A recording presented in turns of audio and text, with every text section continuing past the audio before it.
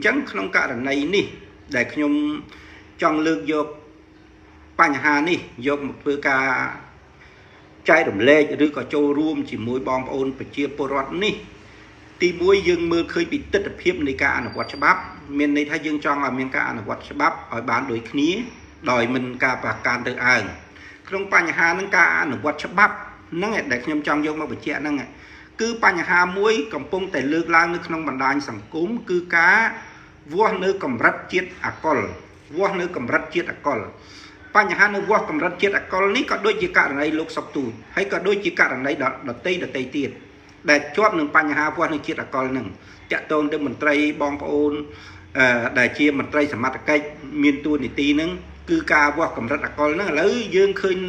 លទ្ធផលនៃកម្រិតវាស់ជាតិអាល់កុលហ្នឹងឃើញការបញ្ចេញជជែកគ្នាតាមបណ្ដាញសង្គមហ្នឹងដូចជាមានការឃើញថាដូចជាខុសគ្នាមួយបានលើកឡើងពីកម្រិតជាតិអាល់កុល 0.45 នៅក្នុងកម្រិតបរិមាណមីលីលីត្រអញ្ចឹងទៅសង់លីត្រអញ្ចឹងហើយមួយទៀតបញ្ជាក់នៅកម្រិតជាតិអាល់កុល 0.35 បញ្ហានេះយើងគួរគិតទាំងអស់គ្នាជាពិសេសមន្ត្រីនៃការអនុវត្តច្បាប់មន្ត្រីនៃការអនុវត្តច្បាប់ខ្ញុំមិនដឹងថាកម្រិតជាតិអាល់កុលនៃការវាស់ឃើញពិតប្រាកដកម្រិតណាទេ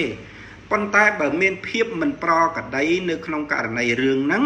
ឧទាហរណ៍ថាបើវាស់ឃើញលើកទី1ទៅរហូតដល់ 4.5 ហ្នឹងទៅហើយហេតុអីបានមានការផ្សព្វផ្សាយនៅព័ត៌មាន 3.5 យើងត្រូវគិតថាបើយើងធ្វើទង្វើបែបហ្នឹងបើសិនជាករណីហ្នឹងវាកើតមានការមន្ទិលសង្ស័យ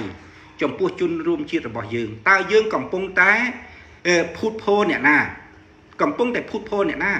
ដែលយើងជាមន្ត្រីអនុវត្តច្បាប់មន្ត្រីអនុវត្តច្បាប់អញ្ចឹងបញ្ហានេះក៏ជាផ្នែកមួយដែលខ្ញុំមានការចាប់អារម្មណ៍មានការគិតគូរដែរយើងកុំភូតភរជនរួមជាតិរបស់យើងភូតភរប្រជាពលរដ្ឋរបស់យើងក្នុងនាមដែលជាមន្ត្រីដែលទទួលភារកិច្ចដោយអំណាចផ្លូវច្បាប់ក្នុងនាមជាតំណាងឲ្យប្រជាពលរដ្ឋក្នុងនាមឲ្យជាតំណាងអាជ្ញាធររដ្ឋដែលមានការទំនុកចិត្តពីបងប្អូនប្រជាពលរដ្ឋកុំដោយសារយើងចង់គេហៅថាប្រើលក្ខណៈច្បាប់ជាប់នឹងឃ្លៀករលិញដើម្បីកិច្ចវេះនៅ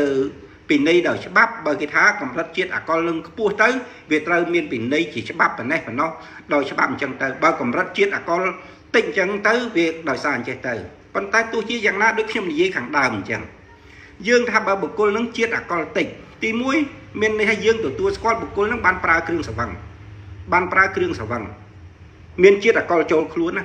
អញ្ចឹងតើក្នុងស្ថានភាពដែលបើកបរយើងឃើញទស្សនវិជ្ជាជាក់ស្ដែងដែលបើកបរនៅលើដងផ្លូវយើងហៅថាបុករះតាមបណ្ដោយផ្លូវបុករះជាបន្តបន្ទាប់តើកម្រិតនៃបុគ្គលហ្នឹងតើគួរកម្រិតជាតិអាល់កុលប៉ុណ្ណាកម្រិតជាតិអាល់កុលប៉ុណ្ណាអញ្ចឹងបានន័យថាខ្លះយើងអាចបំលែងយើងអាចមានការឆ្លោះបញ្ចាំងនៅទូរលេខធ្វើឲ្យទូរលេខខុសគ្នាប៉ុន្តែការឃើញ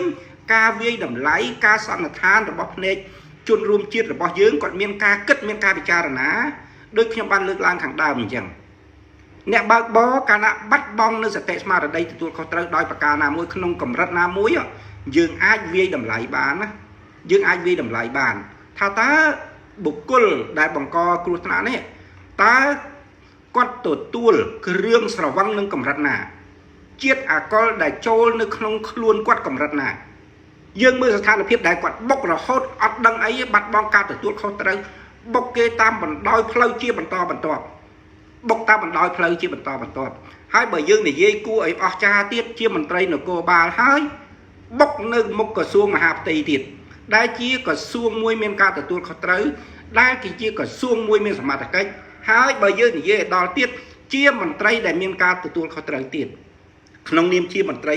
នគរបាលមួយរូបទៀតវាមានបញ្ហាទាំងអស់ហ្នឹងអញ្ចឹងកិច្ចការងារទាំងឡាយ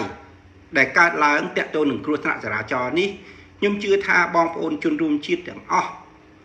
ពេលខ្លះគាត់មិនបាននិយាយពេលខ្លះគាត់មិនបានបញ្ចេញយោបល់ប៉ុន្តែក៏មានភ្នែកគាត់មានតិចគាត់ចង់ឃើញគាត់ចង់ស្ដាប់គាត់ចង់ឃើញភាពត្រឹមត្រូវគាត់ចង់ដឹងភាពត្រឹមត្រូវក្នុងការអនុវត្តច្បាប់ចំពោះបុគ្គលដែលប្រព្រឹត្តផ្ទុយនឹងច្បាប់ប្រព្រឹត្តខុសច្បាប់ត្រូវបានទទួលផ្ដន្ទាទោសនិងពិន័យដោយច្បាប់